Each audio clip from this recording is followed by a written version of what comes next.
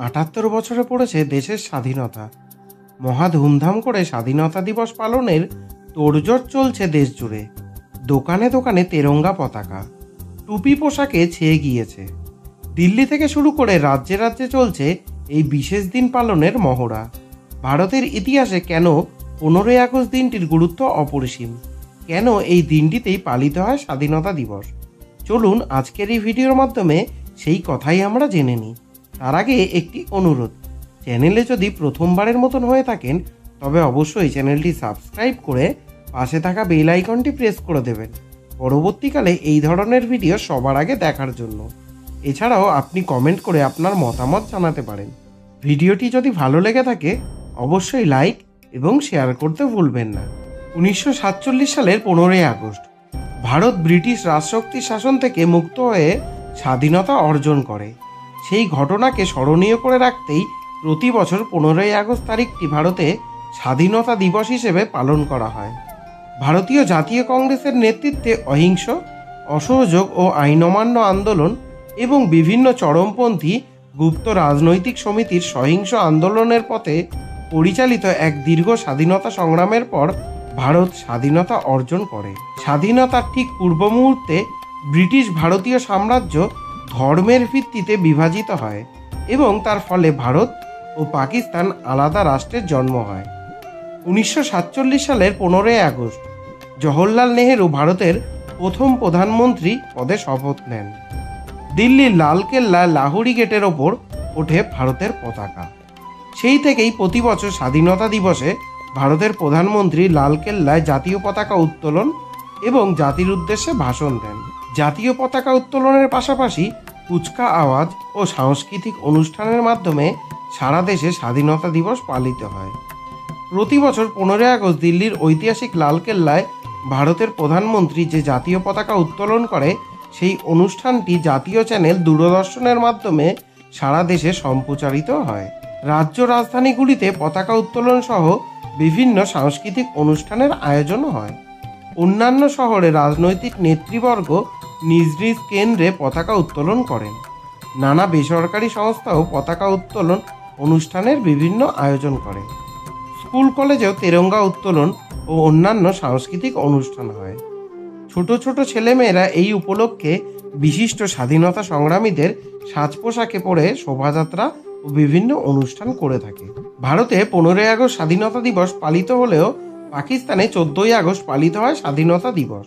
অথচ ভারত স্বাধীনতা আইন অনুযায়ী একটি দিনই থাকার কথা ছিল। কেন 15ই আগস্ট ভারতের স্বাধীনতা দিবস হিসেবে পালিত হয়? দিনটি নির্বাচনে আছে নানা গল্প, আর সেই সব গল্পের অন্যতম নায়ক ব্রিটিশ ভারতের শেষ বড় লর্ড মাউন্টব্যাটেন। 1929 সালের দিকে কংগ্রেসের সভাপতি থাকার সময় পূর্ণ স্বরাজের ডাক দেন জওহরলাল নেহেরু। তখন 26শে জানুয়ারিকে স্বাধীনতা দিবস হিসেবে পছন্দ করা হয়। 1930 থেকে 1946 সাল পর্যন্ত এই দিনটিকেই স্বাধীনতা দিবস হিসেবে পালন করা হতো। তবে তা ভারতের বর্তমান প্রজাতন্ত্র দিবস হিসেবেই পালিত হয়। 1950 সালের ওই দিনে স্বাধীন ভারতের প্রথম সংবিধান কার্যকর হয়। ক্ষমতা হস্তান্তরের জন্য ব্রিটিশ পার্লামেন্ট লর্ড মাউন্টব্যাটেনকে 1948 সালের জুন মাস পর্যন্ত সময় বেঁধে দিয়েছিল। এ নিয়ে ভারতীয় রাজনীতিবিদ শ্রী রাজাগোপালাচারী লেখেন, যদি 1948 সালের জুন মাস পর্যন্ত অপেক্ষা করা হয় তবে হস্তান্তরের জন্য কোনো ক্ষমতাই থাকবে না। তখন মাউন্টব্যাটেন সময়কে এগিয়ে নিয়ে আসেন 1947 সালের আগস্টে। ব্রিটিশ পার্লামেন্টে ভারতীয় স্বাধীনতা আইন 1947 পাশ হয়। ওই আইনে 15ই আগস্টকেই ধরা হয় ব্রিটিশ ভারতের শেষ দিন হিসেবে। পরে মাউন্টব্যাটেন বলেছিলেন, আমি পুরো প্রক্রিয়ার অন্যতম এক ব্যক্তি, এটা আমি দেখতে চেয়েছিলাম। যখন তারা বললেন আমরা দিনটি ঠিক করেছি কিনা, আমি জানতাম দ্রুত কিছু করতে হবে। নির্দিষ্ট দিন মাথায় ছিল না, তবে ভাবনায় ছিল আগস্ট বা সেপ্টেম্বরের কোনো একটি দিন।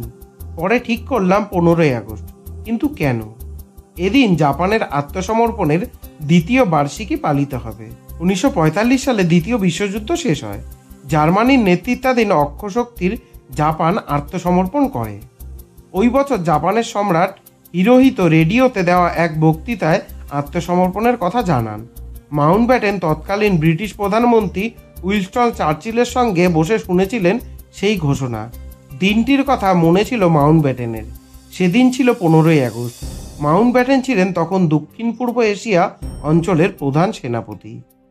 পাকিস্তানের প্রথম স্মারক ডাকটিকিটে কিন্তু বলা আছে 15ই আগস্ট পাকিস্তানের স্বাধীনতা দিবস। স্বাধীন পাকিস্তানের জাতির উদ্দেশ্যে দেওয়া ভাষণে দেশটির প্রথম গভর্নর জেনারেল মোহাম্মদ আলী জিন্নাহ বলেন, 15ই আগস্ট স্বাধীন এবং সার্বভৌম পাকিস্তানের স্বাধীনতা দিবস।